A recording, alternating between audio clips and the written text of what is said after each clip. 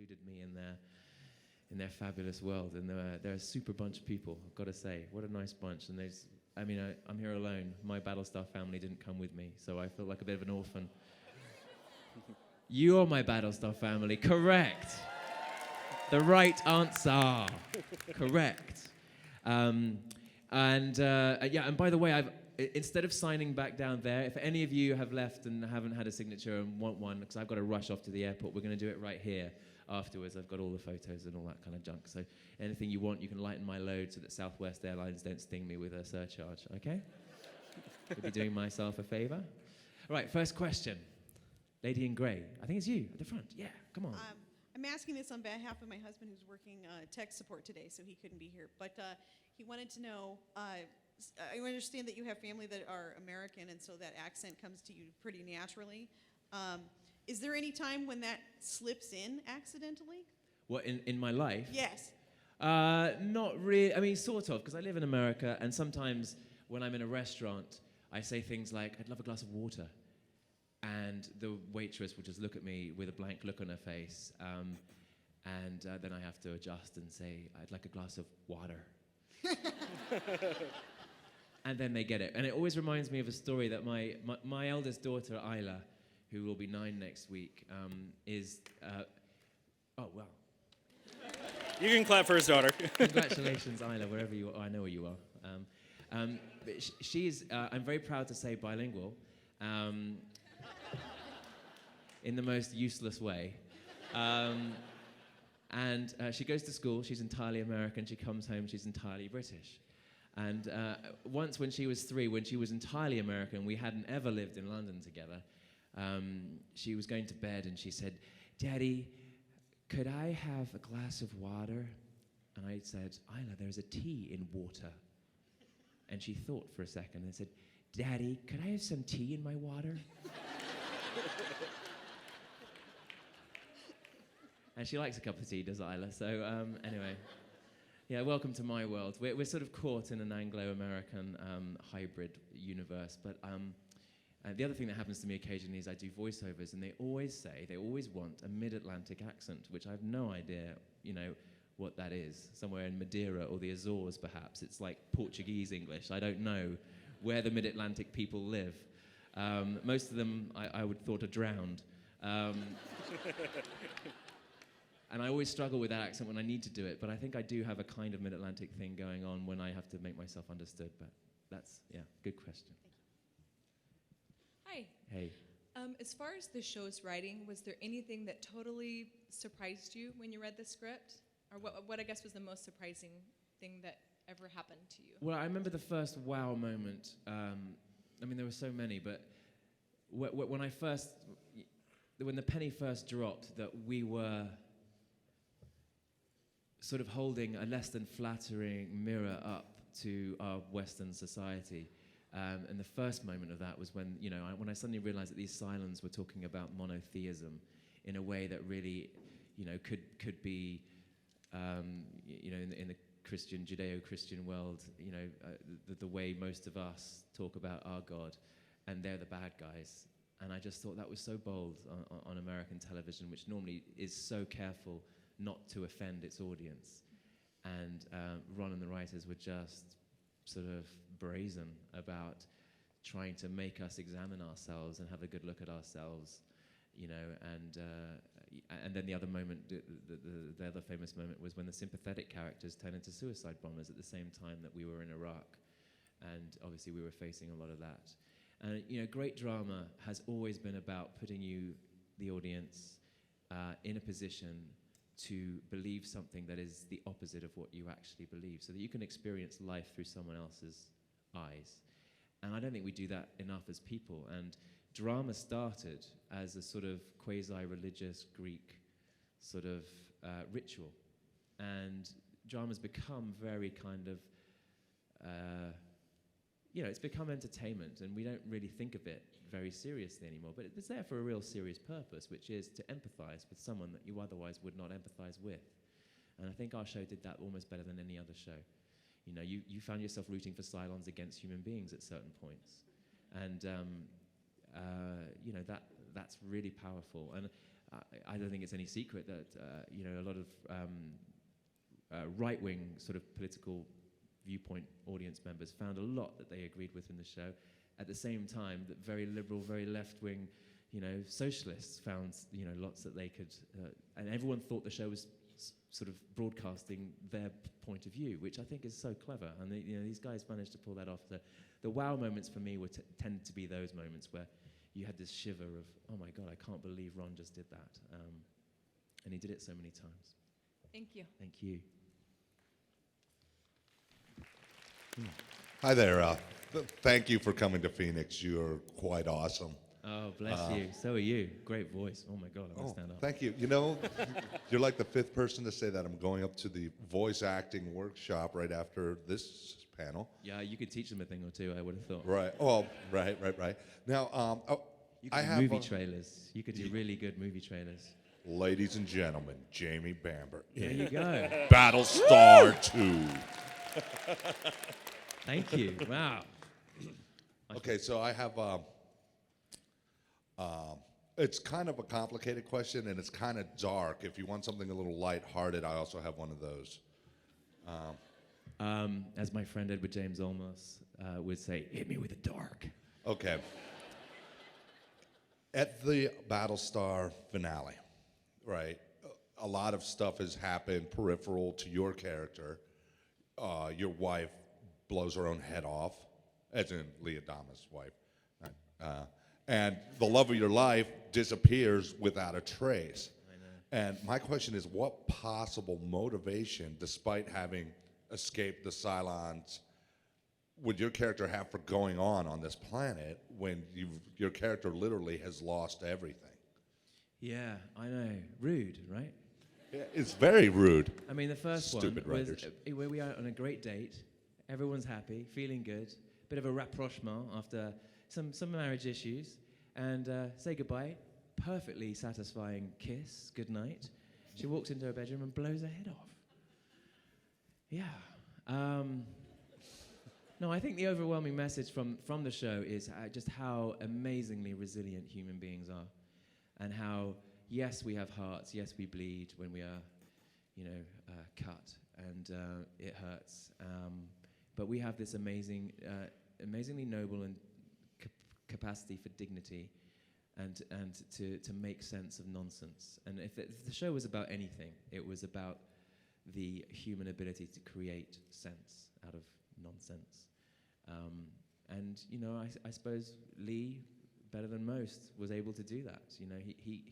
He holds himself together when all around him, those that he loves are disappearing and dying and questioning him and all the rest of it. And he's tough in that way, tougher than Starbuck, who appears all swagger and the perfect Viper pilot, and never lets anything get to her. But of course, she doesn't have the tools to deal with her fragility and her worries about her own identity and all the rest of it.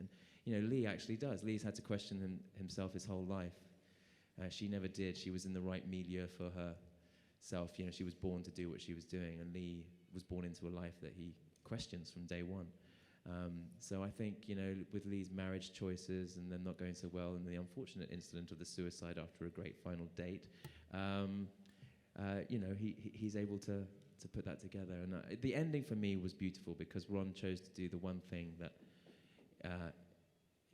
it is always resonant, which is going back to the start. And in a show like Battlestar, with the refrain, all this has happened before and all this will happen again, the way he was able to, like a good symphony, bring it round and have you sort of with the same musical motifs that we opened the whole saga with. And you see the people from beginning to end, and you see that they're the same people. They've been on this crazy-ass journey, but they're able to be dignified and human beings, the successful ones. And those are the ones that survived and ended up on that planet and making educated choices about the way they wanted to live their lives in peace, hopefully, from then on out. What's the dumb question? Come on, the funny one.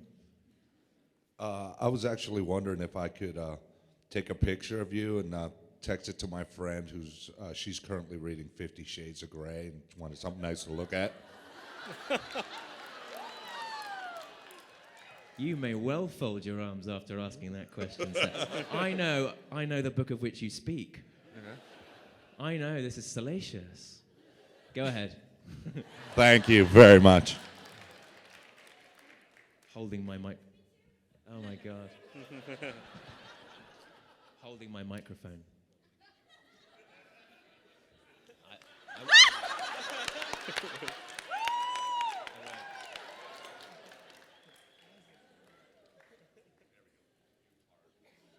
All right. Nice meeting you. So other cons are probably going to hear about that story, right, when you go to those. Next question. Yeah, I will be hearing that. Hi, Jamie. Not going to do that again. I have to tell you, before I tell you my question, my favorite thing to do to people is who've never seen Battlestar Galactica is show them the entire series, or at least the movie. What do you do to them? Kidnap them? Wait, no. Plastic It's- cuff them it's down. awesome. That's No, 77 it's because- hours worth of like. No, it's cool. And I make them watch it because they'll be like, I don't get it. I was like, just watch it, please. And look at Lee. He's cool.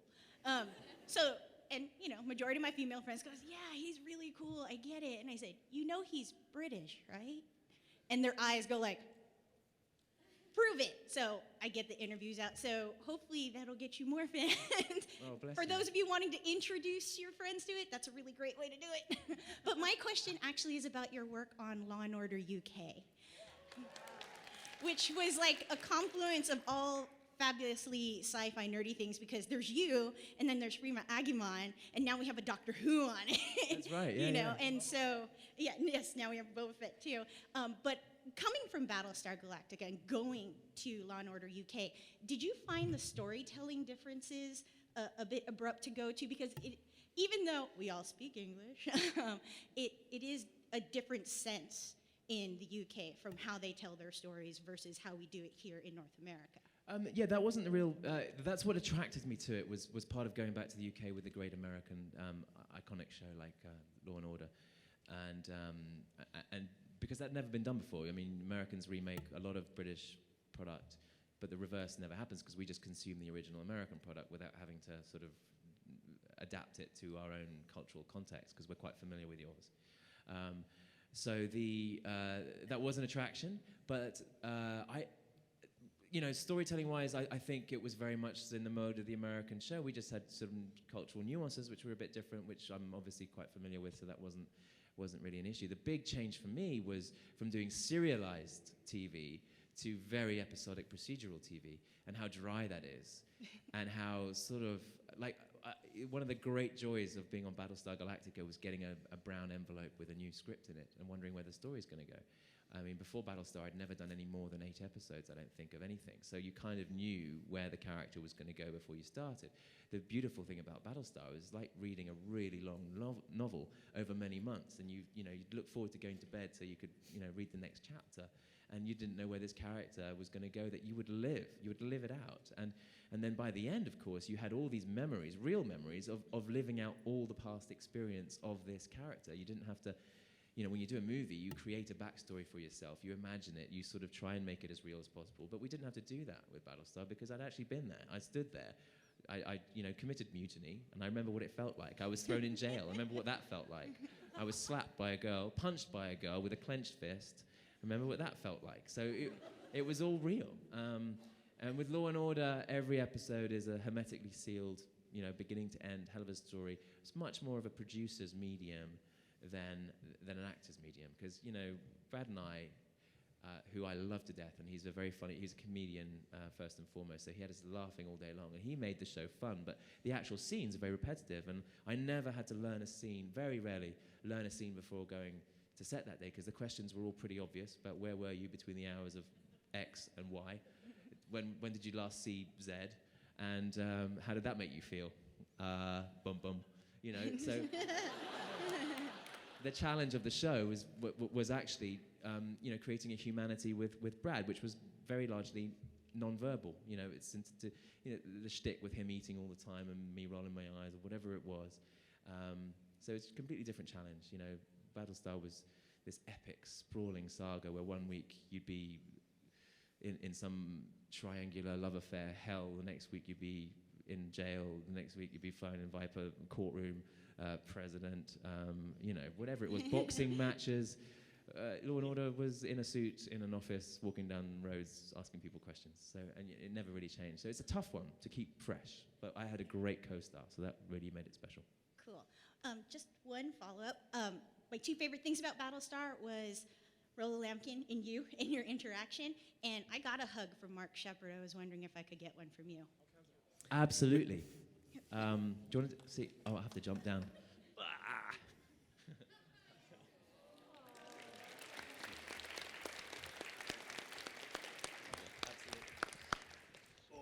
Jeans. I went shopping in New York at the upfronts last week and went into Diesel and came up with these things which are basically sprayed on. Okay. Speaking of microphone gags, I told you the story about Aaron Douglas in the suit a few days ago. Oh, yes, you yeah, did, yeah. yeah. But He's a anyone whack. didn't see Aaron Douglas's panel last year, go YouTube it and you'll see what that was. But anyhow, I love to hear stories from on set, funny gags, pranks, whatnot. What's memorable moments in that regard at all? Oh my God. Well, one of the funniest, it was sort of not really the set, but some of you will know that actually when we were shooting, Universal, NBC Universal was owned by General Electric. And as such, we came under General Electric's sort of corporate policies on sexual harassment and the like. And the thing about a film set is, you know, it's very co-ed. So there's men, women doing all sorts of different jobs, dressed in all sorts of different ways, often shooting risque scenes where people are almost naked, lying next to each other in a bed or whatever. So, you know, sexuality is kind of sort of everywhere. And they showed us this video, which was from a factory floor somewhere, probably in Cleveland, with these guys in hard hats, looking at the one female on the assembly line. And the guy's like taking out his, hey, you like my banana? And provocatively peeling a banana. And then there was a big video, and these NBC brass were up there very seriously, all the lawyers and stuff, making sure we paid attention to the guy going, you like my banana? And then, of course, in the front row is Olmos with a big banana. Peeling his banana, taking the piss out of this whole thing. And, of course, the NBC brass can't tell Edward James Olmos off. But he stands up, turns to everyone, anybody want my banana? And that's Eddie, you know, he's such a jokester. Yeah. Like, nobody really realizes how, but at the same time, you know, he understands that this is a serious issue, but it's just a great example of the massive corporate world just not understanding the difference in nuance between one workplace and another, where, we're just hugely co-ed, and everything that we do is sort of male, female, blah, blah, blah, and we're all quite comfortable with it, but there are still boundaries, but that's not the way maybe to educate us with hard hats and assembly lines. Thank you. Thank you. Hi, Jamie. I have a more serious question. Hopefully this won't be too much of a downer. There was one particular episode of Battlestar that really stuck out for me, and it was, I believe it was second season, you were involved with a prostitute who also had a daughter. Yeah. And you went down into the hells of the black market areas and ended up killing a mafia boss over the child prostitution that was going over. Wonderful précis, by the way. That's Thank you. exactly what happened. I was just wondering, the first part of the question is basically, you know, that was definitely, to me at least, it was one of the darker episodes. So I was wondering what it was like doing that episode, you know, amongst all the other dark stuff. But then also, especially as a parent, how that affected you and what you brought to it with that. Yeah. You know, I really enjoyed doing the episode because part of the battle, the ongoing, not battle, but the ongoing sort of thing that I struggled with a bit with Lee Adama is to avoid the Boy Scout thing, because, you know, he is kind of the clean-cut ideal of service and duty and all this sort of stuff, even though he feels in the wrong skin, and you can see that he's got issues with his own upbringing and the like. So, you know, the writers and I were always quite keen to sort of surprise the audience and show him in a different light. And I thought it was really cool to... The wonderful thing about Galactica is you think you're seeing everything that goes on in the fleet week in, week out. But of course, it's 50,000 people, of which we're following maybe 20. So it's lovely when we got to little corners, other corners of this ramshackle fleet, and saw what was really going on. And I just thought it was great that Lee was having this sort of strangely honorable but slightly sordid affair with a prostitute and paying her, but also feeling some sort of duty to this child. So it encapsulated Lee really well, I thought, which is that, yes, he's a human being, he's not perfect, and yet he's still, even though he does something which many people wouldn't agree with, he's trying to do it in the most sort of honest and chivalrous way that he knows how to do. And, these are strange situations, with the end of the world, and the one person that he should be with is the last person that he's with, and all the rest of it. So and I love that this was going on while you're watching all the other episodes. This is a sort of background episode that you haven't been party to. So I really enjoyed it. I enjoyed the playing of it. I don't think it's the greatest episode that we did. The whole child slavery thing is so dark, and I'm not sure we really acknowledged how dark that sort of goings on in the fleet would be. But I loved the attempt. The great thing about our show is we tried everything. We tried to do a bit of everything. And some of the episodes really sing, and some of them, clunk along and aren't perfect. And I'd say that was probably one of them, but it was a great, we weren't scared. We weren't scared. Clunks along and isn't perfect, kind of like the Battlestar itself. Yeah, it's Yeah. an old clunker that we make do with. Yeah, exactly. And so, just the other part about coming to that episode as a parent. Oh, as a well, parent, like, yeah, it was did that hard. affect you? Was that hard, or? Always. As a parent, my abiding memory of becoming a parent is suddenly being opened to a world of terror. You have this sort of immediate kind of expansion of your heart that happens, but with that comes immense capacity for pain and suffering, and it's hopefully just potential suffering. You hope it's never really realized, and one thing as an actor is you sort of do realize it in the imagining of certain situations that you then have to play out. And since I've become a parent, I've played lots of parents having to go through horrible things, and it's sort of easy to tap into that, and you're just having, you come in and out of it, and you're very grateful at the end of it that it isn't actually your reality, but part of it is to face those things, and I think all parents do in their darker moments. Awesome. Thank you very much. My pleasure.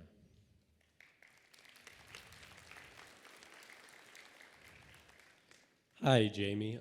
I am just as honored to be in your presence as I'm sure you are to be in mine. I'm extremely humbled by your disembodied head. No,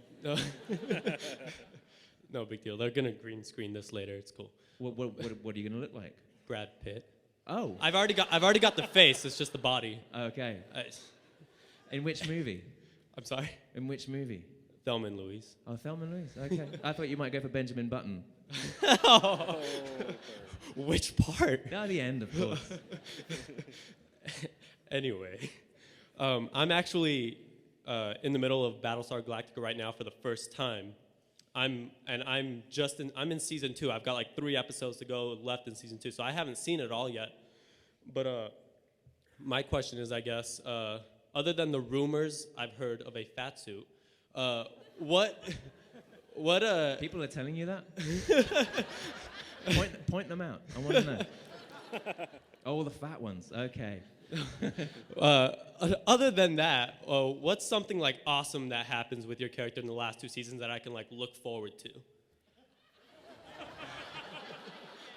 So you want me to ruin it for you?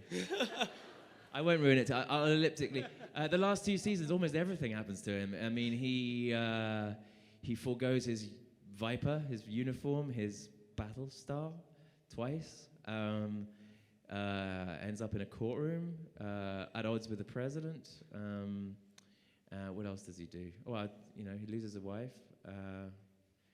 carelessness, then loses the would-be wife through no fault of his own because she doesn't actually exist. So nothing good happens to you. And he's right? a Cylon, sorry. Thank you. Nice. Hello again. Hello again. Good to see you. First off, I'd like to thank you again for coming here. And having had met you down at your booth, you are literally one of the most genuine people I've met, which is really, yeah, for sure.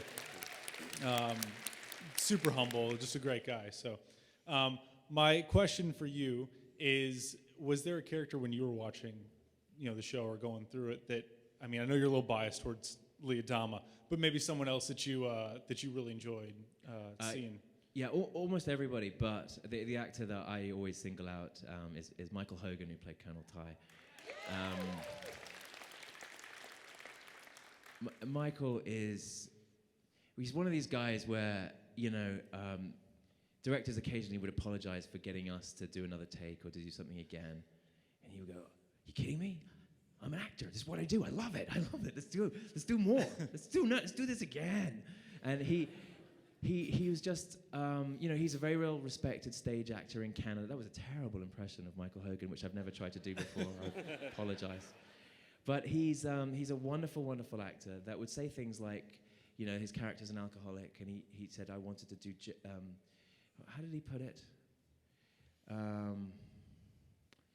He wanted to honor the addiction," or something like that. He doesn't view people as problems. He sort of venerates their flaws and treats them with respect. And he brought such that erect sort of backbone and spine that character is desperately trying to hold on to, despite being a completely broken man all the way through, from beginning to end, and all the awful things that happen to him. And that desperate, clenched jaw dignity that he's trying to hold on to, I just thought was fantastic. And then, of course, there's the laugh, the sort of halfway to a Count Dracula on Sesame Street. I can't even remember. It's been so long since I watched it, but that laugh just cracked us all up every time he did it. He'd read through whenever it was. He's a lovely man. He's married to a lovely lady, and great people. And it's a role that could have been a nothing role.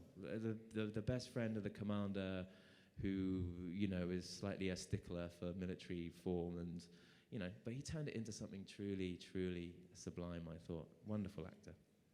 If you'd indulge me one more. Absolutely. Thank you. How much sway did you and the other actors have over your characters' roles? I know that you said it was more of a serious thing, so could you kind of talk to the writers, and did you have any? More and more as it went on. We all became very good friends, and we respected each other, and there was no sense in which writers felt that we were sort of trampling on their toes when we had ideas. And there were many moments where I would question things. The transitions. Lee had so many transitions, and I was just making sure each transition was right. They would ask me, "Do you feel that the lawyer thing, the politician thing, is interesting?" And I would say, "Yes, for this reason, this reason, this reason." And I suppose the biggest practical input that I ever had was that speech, the lawyer's sort of whatever it was, 8 minutes on the stand. That was my favorite part. In the end of season 3. Oh, cool. That was my favorite dialogue. And Mark Verheiden wrote this lovely speech, which was maybe 30 lines long. It wasn't that long. And because I've been living this, and it was a fight with the writers, because I did feel Lee, because he's sort of an old-fashioned kind of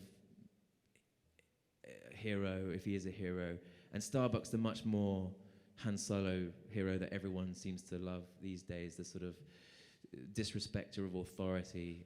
Lee's very much, he has issues with authority, but he doesn't stick his neck on the line in an FU kind of a way. It's more of a sort of deferential. He works his way through it very much meticulously, and that's not so sort of lusted after these days in terms of our hero worship. So I was always fighting his corner, and then this opportunity came in this courtroom to defend the character that he despises the most, just to sort of make the point that we're all stuck in this imperfect world, all trying to make our best, but we're all flawed, we're all screwed, we've all done things that are terrible, and it's not acceptable to make some one person a scapegoat and the bogeyman to make us all, the rest of us, feel good. And I felt so passionately about this speech, and I said, look, this what Mark's done is very writerly and elusive, but I feel like really hammering it here. I feel like this is the character, he can hold it in no more, and he's going to tell everyone what he really thinks. So I went away and I came up with ideas and I wrote it, and Michael Ryman, the director, said, just just surprise us. Just say whatever it is you want to say. So the back sort of 60% of what ended up on screen was me. And there were moments like that. And the writers, the producers, the directors were really encouraging, and it all stayed in there, which is incredible. In television, to speech started, turn the page, speech still going, turn the page, speech still going, turn the page, speech still going. I've never seen that in a television script before. It disobeys every rule of an audience's attention span. And it sort of worked, and that was just an instance where, we really could get involved, and Ron Moore and his team were such good writers that they trusted themselves to encourage our involvement and to trust themselves to edit it when it was positive, and not use it when it was negative. So it was a great thing. Thank you. Thank you. Hi there. I have a question.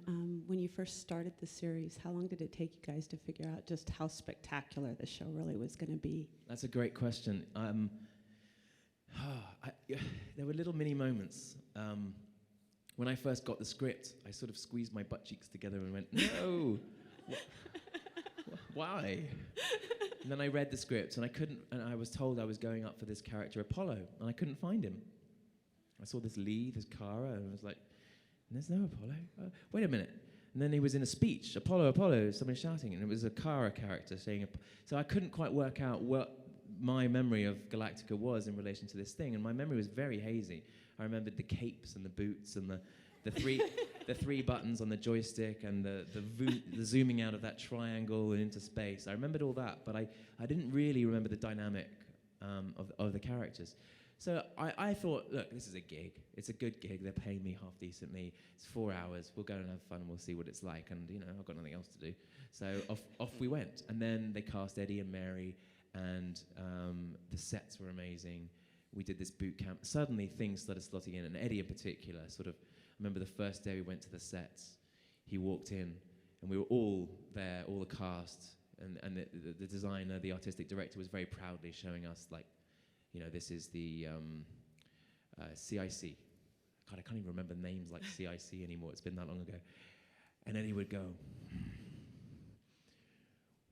we're going to F this up, right? All of this, we're going to knock the edges off that, dirty on the walls, make everything dented. I want to mess this whole thing up. This is an old Battlestar. It's not a new Battlestar. And when you have someone with that kind of conviction, I'm sure Richard Houdelin, who's a wonderful designer, was going to do that anyway. But it was just that sense of which everyone was involved, and Eddie was really passionate. He wasn't, because I thought, okay, these Oscar-nominated actors are going to be up here, Vancouver, doing sci-fi, sort of waiting till they could get home in the evening and get out of this, goofiness and go back to their prestigious work elsewhere. It was not the case. They took it so seriously. Eddie said to me, I'm going to watch every daily. Every scene you are in, I'm watching you. And I thought I was going to get fired anyway, because here was I, a white-skinned, blue-eyed, Irish, British boy trying to play his barrio son. And I thought, oh, I am so fired. And then I heard that Eddie had an actor son called Bodie, and I was like, and he was coming to Vancouver. I thought, it's done. It's already been done. He's had a word. They've looked at this camera tests. They've gone, not going to work. Let's lose the guy with no film credits. So I was terrified of Eddie, and he was like, you got to be in the accent all the time. All the time. And I was like, okay, I'll try. But, and I can't do it. I can't do it all day. I can't just turn it on. It was at that point you started taking it seriously, and there were scenes with Eddie, and Michael Reimer's a very independent film kind of guy. I'd never done television where the actors were invited to talk to the director about what worked and what didn't, and what their opinion of the script was. I'd never counted that before. Your expectations lift. Then it airs. It does spectacular numbers. You get excited after all the death threats and you've changed Starbuck into a girl and how dare you trample on the greatest piece of art the late 70s ever gave the world. And all your friends emailing you all this stuff saying, you're dead, man. You're so in trouble. I don't know what you're doing over there, but watch out. Your back has a big target on it. And and that whole thing, I was paranoid. So we get through the miniseries, it does spectacular numbers, and then they don't pick it up for like 3 months, right until the deadline. So I was out to dinner in London, and it was 8 o'clock London time. So what's that? 4 in the morning? Something like that. 1 p.m. in LA. So they're getting to the end of a Friday afternoon where they have to pick us up. And I was with my wife and her sister-in-law and her fiancé, and it's like, well, it looks like that big opportunity in America didn't wash out. Anyway, blah, blah, blah. Go home, have a few glasses of wine, go home, head on the pillow, doing that slightly drunken spinning room thing. And then suddenly the phone rings, and it's my agent in LA saying, you're picked up. And I was like, oh, okay, that's cool. Not knowing what to expect. Go to season 1, suddenly meet Eddie house hunting. I was in a little house, and I walked out, really like this house, walked out, and there's Eddie, and I'm like, oh, shit. Not him. I was like, hello, Mr. Ron. And he was like, hey, we're a hit. And he gives me this big hug, and I'm like, where did this guy come from? What did you do with the scary man? And then as we started the season, and things that I've already said, the monotheism against the polytheism, and just little moments when you realize this was special. And then people in the press. It was really the people in the press. Variety, Rolling Stone, Time Magazine, just saying that this was the best unknown show on TV, and you suddenly just went, oh my God, I'm in one of those shows that everyone's talking about. So say we all. So say we all. And it got better and better. We got given a Peabody. We got all these awards. We didn't get Emmys, and everyone was going on about, oh, you didn't get any Emmys. Well, we didn't expect to get any Emmys, but we were really talked about, and people were using the word frack, and there were articles about it. And I've never been in something that really sort of, especially in this country, really captured a feeling. And we were at war, newly at war in Iraq, and 9/11, and all this stuff that was really close to all of our hearts, and we were portraying it without being literal, and it made it sing, and people really responded to that. It was the most exciting, working period of my life, and it got better every season. It really did. Well, I have one more question. Please. I don't know the name of the episodes very well, but I think it was called The Dance, which was my favorite. The boxing Yes. one. Yeah. That was my favorite episode, and I got to ask, how many punches actually got through?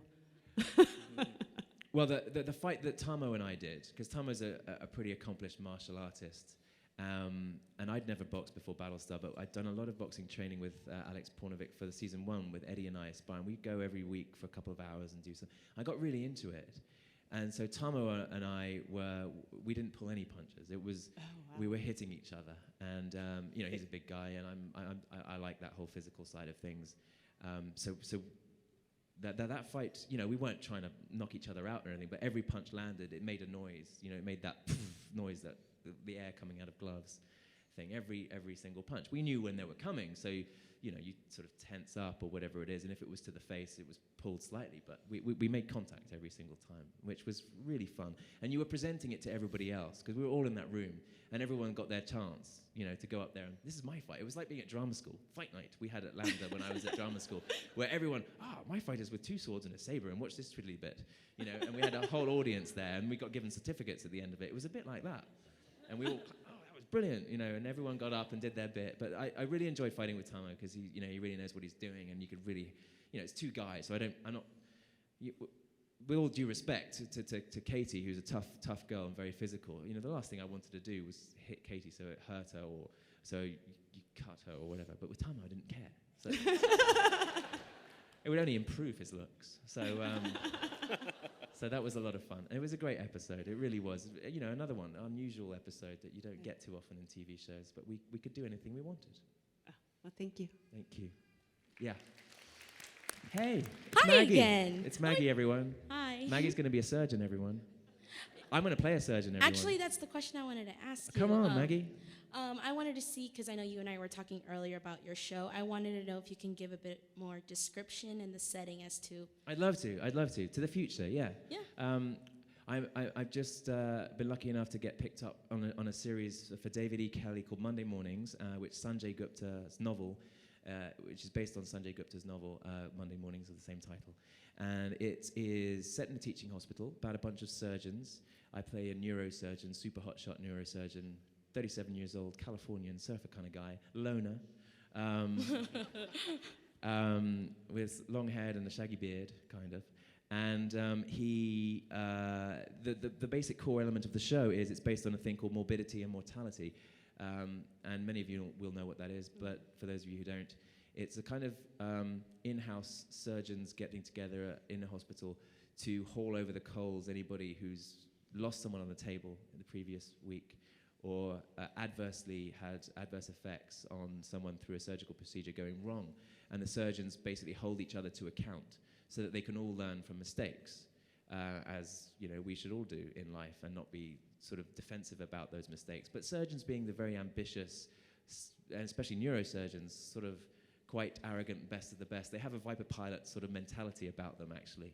And they have a reputation for being slightly full of themselves. They view it as an opportunity sometimes for one-upmanship and to settle scores and to be seen as more prominent than the others within the room. So there's a kind of David Kelly mini kangaroo courtroom drama within the medical theatre of the operating theatre. Wonderful cast: Ving Rhames, Alfred Molina, Bill Irwin, Jennifer Finnegan, Soryu Rao, and others. I'm really excited by it. The network love it, and we'll see how it goes. But it'll be on TNT in the winter.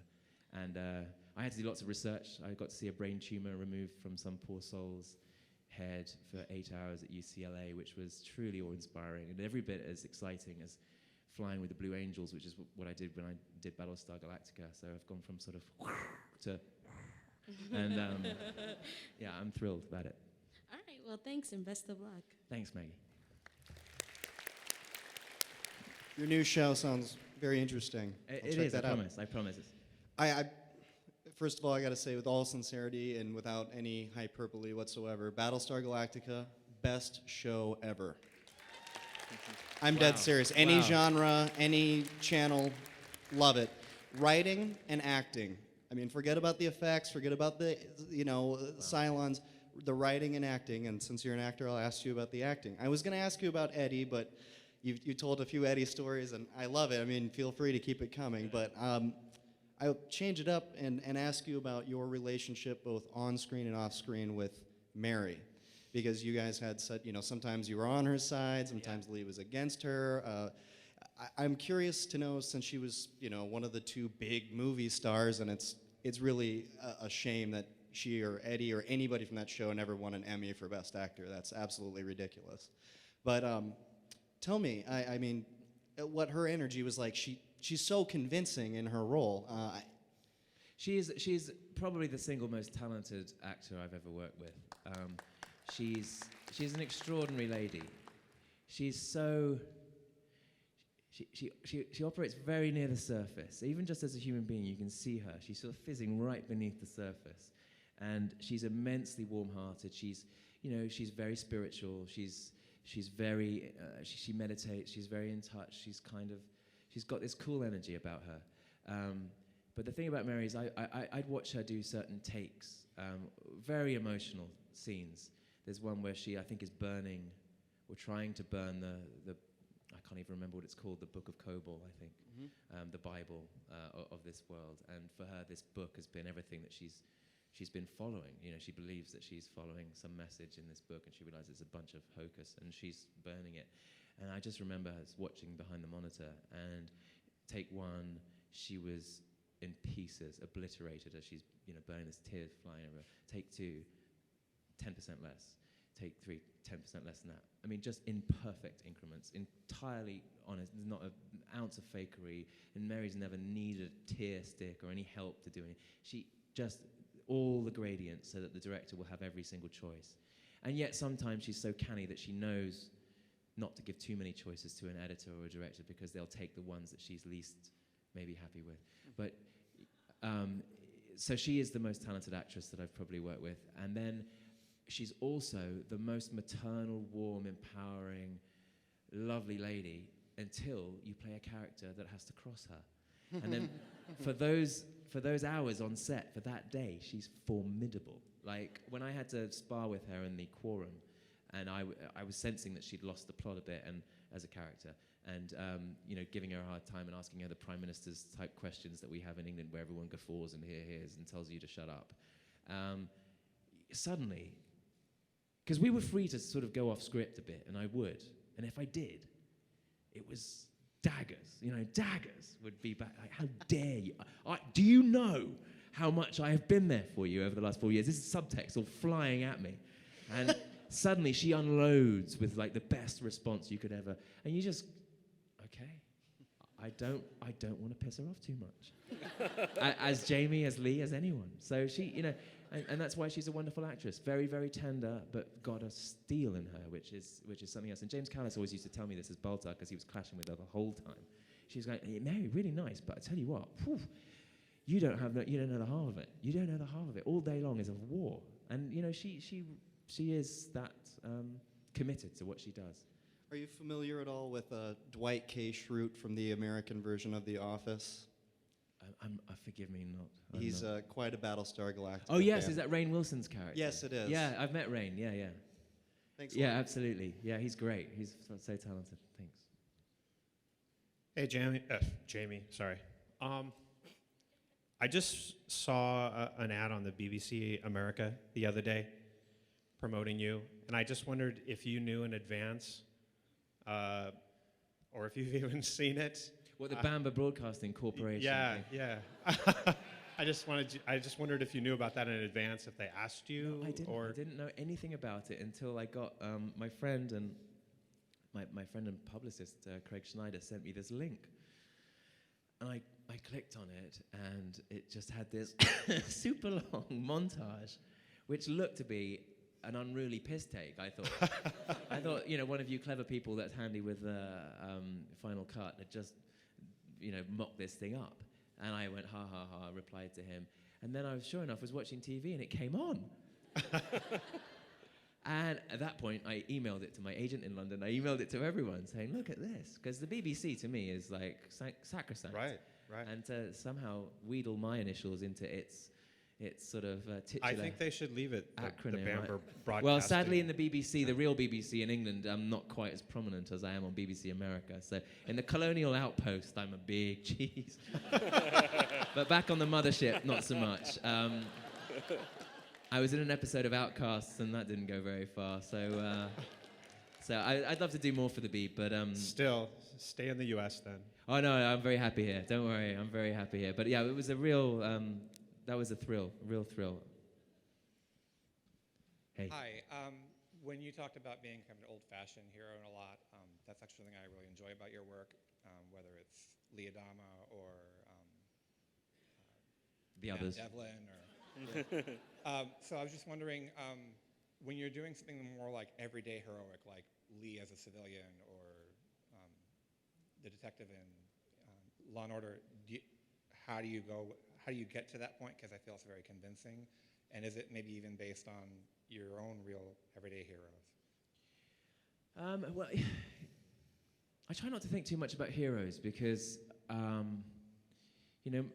take on heroes is the closer you get to them, the less heroic they are. And I think that's true from almost, everyone that we build up in history, from Mother Teresa to Martin Luther King to whoever, JFK, whoever your hero is. You get close enough and you see a human being, and they're not perfect. They have moments of complete resilience and moments that you admire, but they also have moments that you don't. So, as an actor, your job is really to if you're going to create an interesting hero, is to think about the unheroic side of it and trust that the writers and stuff will take care of making you look heroic enough. And it's really to concentrate on the other stuff. And I guess that's my whole sort of response is the human side of it. And with playing a cop like Matt Devlin, the key to me was workplace camaraderie and banter. It wasn't about the being brilliant at the job or anything. It was just creating that relationship with your coworker that we all have. That funny, that moment in the day where we actually genuinely are the funniest people on the planet. For that 1 second, where you think, this is the funnest thing I've ever, and the other guy's making you laugh, and you're making them laugh, And we all do it all day long without being stand-up comedians and all the rest of it. And so that was the focus of Law & Order, is capturing that sort of joy of working with someone that you really enjoy working with, regardless of what the job is, and trusting that the job and the script is going to take care of all that other stuff. So the more I work, it's those little bits that really excite me, like Monday mornings, in all the surgery. It's that sort of black humor that comes with dealing with life and death on a daily basis, and same with it being a cop or whatever you do. You get yourself through the day by trying to make yourself laugh as much as you can, and that's one of the ways that you get yourself through the day. So it's the little human things that are important. So, it's only in the cold light of day that you can dwell about things as broad as, what makes a convincing hero and all the rest of it. But the most important thing is to be a convincing human being, and not to play the result, but to sort of just be present in that situation. That was kind of what I meant about the everyday hero, It's a capture. You are a person and not just a Boy Scout. Well, you put your finger on it. Yeah, that's exactly right. And I think, if a documentary crew had followed Martin Luther King around every day, you'd have seen the same thing. But we only see the big speeches these days, and you see the high points, the big rhetoric, and it's actually the other things that make him, interesting as an actor. And when you are an actor, you latch onto that kind of stuff, because that's what really sells a character as a real human being that you want to spend time with. Thank you. Pleasure. Hello. Hi. Okay, first of all, has anybody else noticed that the ceiling things kind of look like disassembled base stars? Okay, yeah. That's so funny, because that's dead true. Yeah. Look at Yeah. that. We did that just for you. That's really scary. Right. I know, it's been creeping me out all day. And sort of TARDIS suckers every now and then. Yes. Plunges, I should say. Back towards the beginning of the series, when Sci-Fi, back when it had a real name, realized that, holy crap, this is something good. They did a behind-the-scenes thing. You don't like Siffy? No.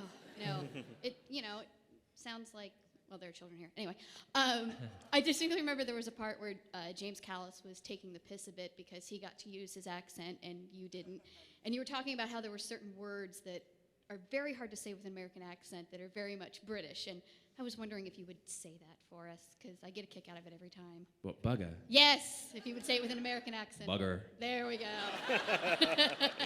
Doesn't work. No, it really, no, it doesn't. But Well, thank the other words, the words that are absurd to me, like now that I am a fully fledged American, because I live here now, not just a citizen, so you can't deport me from Arizona, by the way. Just the words that threw me were things like normalcy, which I had never seen before. That's not a word where I come from. We have a word, and it's normality. So when I would get these words in the script, I'd think they were typos. And the other one was, I'll take it under advisement, which I rang David Icke, the producer, to say, what is this drivel? I'll take it under advisement. Advisement. What is advisement? Yeah. I think I can guess, but you want to do your English A-level again? Or you don't do A-levels in this country? Well, it shows. Yeah.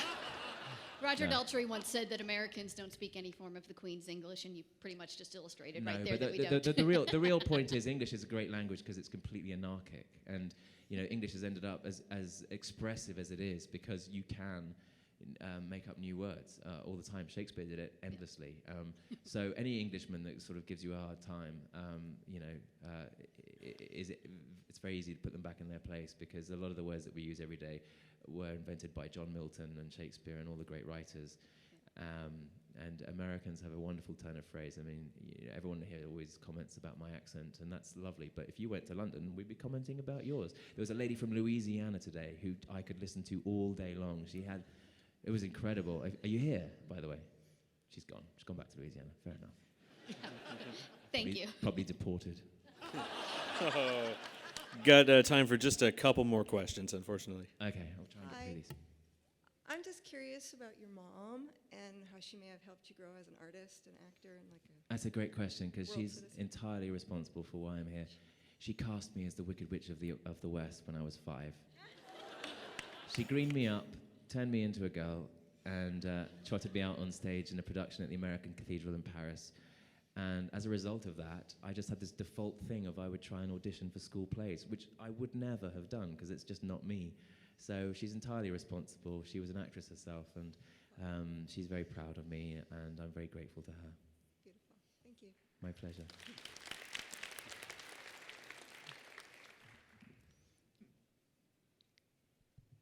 Hi. I was wondering if you've ever had any scary fan moments. Have anybody ever throw themselves at you? Or creep you out? I've signed a wedding cake for a couple who just got engaged, which I felt really wrong about. That was weird, with icing. Yeah, I've been sent some things which, I don't know, are sort of odd to send. And there's been some pretty scary things too, I've got to be honest, which I won't dwell on too much. But, you know, you guys are great, like 99.999%, but there's the odd kooky 0.0001 that they try and have an effect on your life in whatever way they can, which is not always positive. But, you know, with the world in which we live, I'm not on Twitter, I'm not on Facebook, I'm not on any of those things. Actually, funny story, I've got to tell this story. I got this, and the reason why I'm not on those things is to sort of, because I'm quite a private person, and I love meeting you guys when it's face to face, but the internet world it's a scary place to be very prominent, I think. But the good side of it is, my wife got a tweet the other night from a friend, an old school friend of mine called Nick John, and she said, "This guy's contacted you." My wife's never heard of him. She said, "He says you'll know him." Then I got an email from my agent in London saying, "I just got an email from this guy who lives in Israel who's going to be in Phoenix and he needs to see you to have dinner." And it was Nick John. I said, "Yes, I actually do know who Nick is." So I arranged to meet him here. And then Nick said to me that 2 weeks ago he was Googleizing, which is a Bradley Walsh word. Fracking Googleizer. He was looking up old school friends and seeing what had become of them. One of my great friends who became a rugby player, he was wondering, wonder if he ever became a rugby player. And he suddenly thought, what about Jamie St. John Bamber Griffith, which is my full name? And he put my name in, and he had a heart attack because he watched Battlestar for 5 seasons and did not even question for 1 second if he'd ever seen that guy before or sat next to him in English classes for 4 years. And he knew my full name, Jamie St. John Bamber Griffith, and the title Jamie Bamber. It never made him think. And he had this moment, he went, oh my God. He was in a room with some friends. He said, no, this is too weird. You know Apollo? I know him. I sat next to him for 4 years. We were friends. We went to the same university. And then his friend, who was in the same room, said, you're going to Phoenix next week, aren't you? He said, yeah. He said, Jamie's going to be there at a convention. He said, I'm going to a convention in Phoenix. Yeah. He's going to be staying at the Hyatt opposite you in the show. So I had dinner with Nick last night, and a week ago he had no idea who I was. And we just sat in a cab last night and roared with laughter. I mean, it's so uncanny. Well, I mean, the chances of that. So that's the wonderful thing that can happen about, all this. So thank you for the question. Let's try and... Thank you. Thank you. Let's try and get these last ones done. I'm going to set up some... If anybody does want pictures, I'm going to throw them down here, and I'll be ready to sign them at the end, because this is the last... Okay, cool. Get on your knees, son. We'll do it here. Okay, question, go. Hello. So I think one of the things that elevated Battlestar for me was the fantastic music that Bear McCreary made for it. So I wanted to ask if you had any And Richard particular Gibbs. Don't forget favorites. Richard Gibbs, who actually composed the music in the miniseries. Often forgotten, but Richard Gibbs really invented the sound, and Bear did extraordinary things with it, but Richard Gibbs too. Round I of just applause. wanted to see if you had any particular favorites from throughout yeah, the whole. so many. The thing at the end of season 1, is it Michael Nyman, the sort of play on that? It's like a piano refrain that goes through the whole, the Watchtower thing just gives me goosebumps. I actually work out a lot to the Battlestar music. It's on my iPod. And I'm sort of running along to the Viper fight music, and it's just, it's like my Rocky. So the taiko drums have got me through a lot of tough slogs up very sweaty hills. So I think the music is one of the very, very, very strongest things about our show, and the cinematography. The amazing pull zooms, crash zooms, the camera work, the anarchy that the camera crew created. And they were all doing things that nobody else knew, and the editors would discover this footage and just go, oh my God, they were so talented. Thank you. Thank you. Hi, Jamie. It is an honor to be able to ask you this question. I Battlestar Galactica is one of the most amazing sci-fi. It just had dynamic plots. Not only that, but dynamic characterization. And my question to you is a little controversial, and you can be very vague if you want to because it's a little bit of a spoiler, but the ending. What do you personally think about the ending? Well, if any of it, yeah, my friend in green. Oh, he can't hear me. That's beautiful. I thought the ending was utterly sublime. I just thought, I knew roughly what Ron was going to do because we'd had dinner, and I'd actually read a Richard Dawkins book about evolution, and he was talking about this jump 50,000 years in the past where cave art appears, where all sorts of sort of extraordinarily detailed utensils appear, and there seems to be, and people have surmised in the past, what the hell happened? Did aliens come down and show them how to do all this stuff? And of course, the scientific answer is that language really developed, and we were able to share and communicate in a very complex way rather than demonstrating and learning by imitation. So I'm not taking credit for this. I just happened to mention this over dinner, and Ron was, I could see this look in his eye, and he'd been thinking about the ending. He always knew he had it in mind, and I love the idea that the thing is in the past, because everyone says, you've played a character from the future, and you've played one in the past, in Hornblower. I said, no, I played one in the past, and really in the past.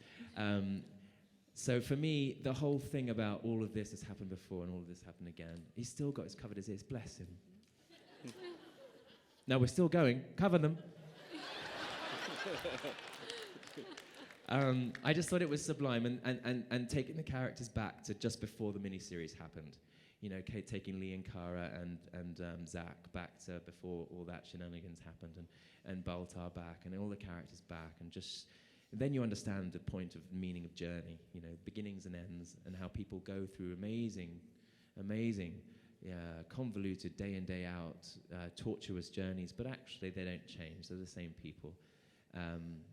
Wiser, maybe not. I just thought it was beautiful. There are all sorts of schools of ending TV shows, from the sort of the false ending to the new departure to the kill everyone to the whatever it is. And I thought Ron came up with a really just a delightful way of doing it, which is meditative. And I thought the whole thing was kind of meditative. And I thought the Starbuck disappearing thing was just beautiful. I mean, she died. We all saw her die, but she didn't die, because people don't die when they affect you, when they live in your heart, and when you have shared so much with them. As long as someone is breathing, that person lives. And, that's kind of what was happening, I think. And we don't go into it too much detail. It's very emotional for us at the time, and I was very proud of it. And I know a lot of people don't like it, but that's fine. That's absolutely fine. Because, you make these things, and it's this show more than any other. It's a dialogue, and you guys, make noises back, we make noises forward, and, I respect disagreement. It's great. Yeah. Well, thank you so much. My pleasure. Thank you. Right, final question. And since you just talked about the end of the show, it's really difficult to follow that, but you've blown my mind twice in 2 days. You just said how much you enjoyed the taiko drums when you were playing. I play taiko drums. You do? Yes. Oh, awesome. We have a group here in Phoenix, and we actually wrote to Bear McCreary's assistant, Andy, a few weeks ago about learning to play Assault on New Caprica. Wow. Storming New Caprica. Wow, how cool.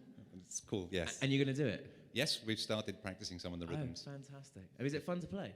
Oh, it's awesome to play. Great. But my question was, you were very kind enough to exchange a few words with me yesterday, and you said something that really intrigued me about the BBC series Outcasts. Oh, yeah. And you said you actually had a choice as to whether to play a one-time character or a recurring character in the series. Well, and I just wondered what led you to make the decision. Well, no, I wasn't presented with a choice. I got a lovely letter from Jane Featherstone, who's the head of Kudos Television, whose show it was, and who does Law and Order, who says, we've got this wonderful script. We're very excited about it. We'd love you to be in it. And she didn't actually specify which character it was to play. So I read the script and just presumed I was meant to play this character called Mitchell, who just wanders in with this sort of heroic walk and seems to be the hero of the piece, but a bit, and I thought he was the hero of the piece, to be honest. I read this first script and I thought, this guy's going somewhere. He's got an attitude. He's got a problem with authority. He doesn't like the way this place is going, and he's going to change it. And I thought that's quintessentially what, the character that carries the sort of drama does. Who's got a problem with the structure on this planet, and the planet, it all looks to be very cozy, and everyone's got the right ideals, but there's something rotten in the heart of it. And so I was just drawn to him, and I presumed that's who they were offering. And then, of course, the conversation got further, and they said, no, name the other character. And I was like, oh my gosh. And it was a real shock to me. So I just suggested to them, I said, look, I'll be honest, South Africa, got a young family. I'm not about to relocate them all to South Africa. So I feel I have to turn this down. But on the other hand, I'm very grateful. And if I could help in any way, one way might be to play this other role, which would, die at the end of the first episode. But I love the role. And I didn't hear anything for about 3 months. I got on the plane to LA to try and find some work, stayed with Eddie Olmos. And as I landed in LA, I got this message from my agent saying, yes, they've offered you, Mitchell, can you get on a plane to South Africa?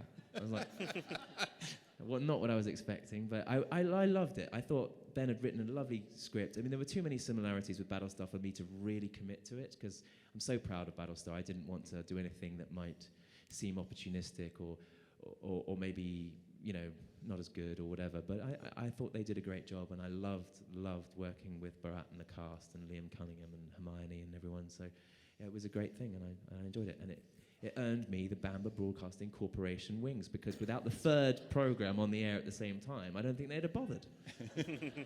Thank you very much. Thank you. Thank you all. That's the end of our time. Thank you for coming. Thank you to Mr. Bammer. And listen, thank you so much, because these weeks for me are made by my little chats with you guys. I really appreciate your enthusiasm meeting you all. And if anybody didn't get time to come and see me downstairs, please come and see me now, and we'll rectify that. Love you all. I'd love to. If invited. I'm very British like that.